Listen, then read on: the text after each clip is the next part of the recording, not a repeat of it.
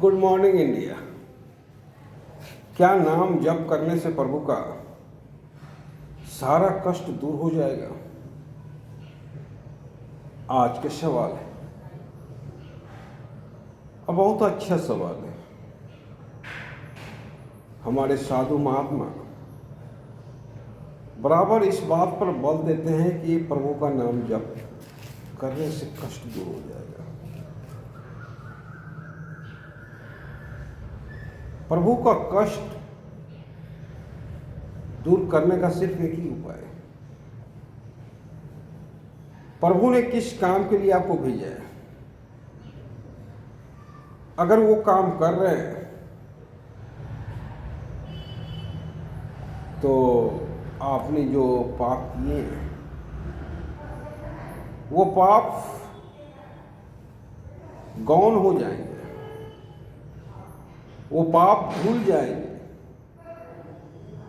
पर सिर्फ प्रभु का नाम लेने से पाप नहीं धुलेगा। वाल्मीकि को आप जानते हैं, वाल्मीकि ने ढेर सारे पाप किए,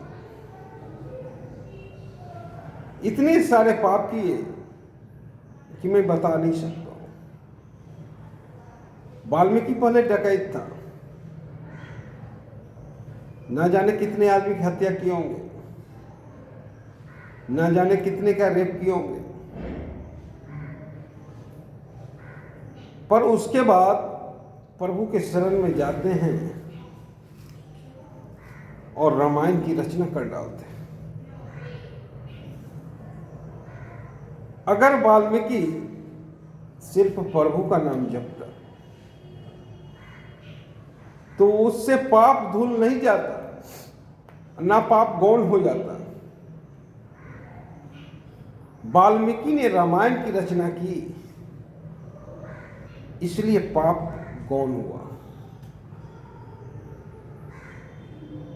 तुलसीदास का नाम आपने सुना होगा। तुलसीदास बहुत कामुक इंसान था। इतना कामुक इंसान आज तक संसार में पैदा नहीं हुआ जितना तुलसीदास कामुक इंसान थे। एक रात उनकी पत्नी मायके गई हुई थी और 12 बजे रात में तुलसीदास काम वासना के आग में जल रही थी। तुलसीदास से रहा नहीं गया और 12 बजे रात को ही उन्होंने नदी पार करके मायके पहुंचे। और 12 बजे रात में कोई नाविक तो था नहीं, एक लाश तैरते जा रहा था।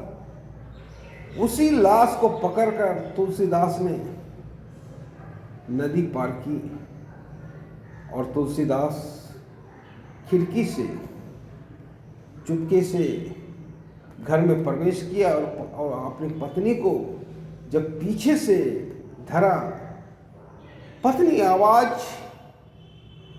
करने लगी। पत्नी सोची कि तुलसीदास तो वहां है, ये कौन इंसान आ गया।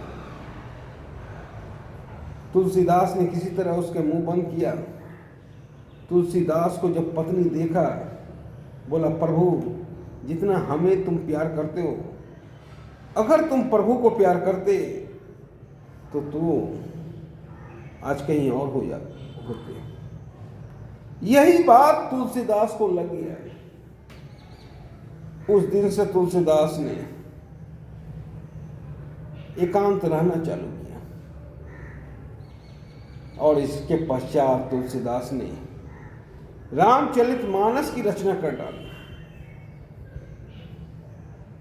तो तुलसीदास का पहले का जितना भी समय बिताया हुआ था वो समय गौण हो गया। अब तुलसीदास महापंडित के नाम से जाने लगा। रामचरितमानस की रचना की। हमारे कई ऐसे सुपरस्टार हैं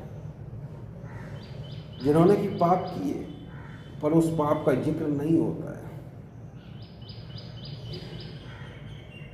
माइकल जैक्सन पर कई एक मुकदमे हैं, पर उस मुकदमे का कोई जिक्र नहीं करता है।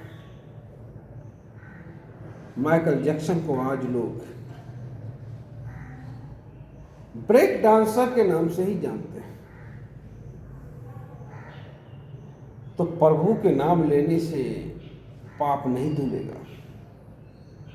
प्रभु ने जिस काम के लिए आपको बनाया है, वो काम अगर करते हैं तभी पाप धुलेगा, अन्यथा पाप धुलने का कोई साधन नहीं है। वैसे भी भगवान श्री कृष्ण ने गीता में कहा है कि कर्म के थ्रू ही आप परमात्मा तक पहुंच सकते हैं। अर्जुन को समझाए,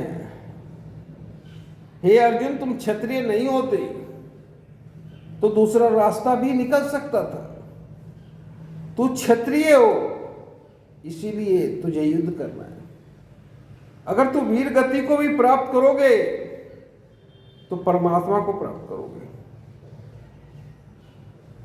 अगर तुम युद्ध से भागे तो चारों ओर निंदा होगी,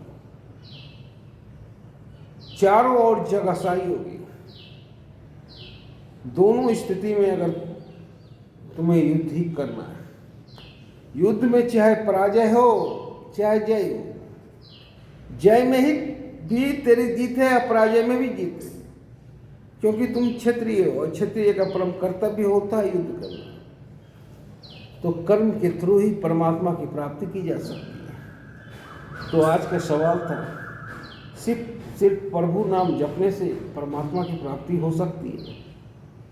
तो मेरा जवाब है नहीं, कर्म के थ्रू ही परमात्मा की प्राप्ति हो सकती है। जय हिंद।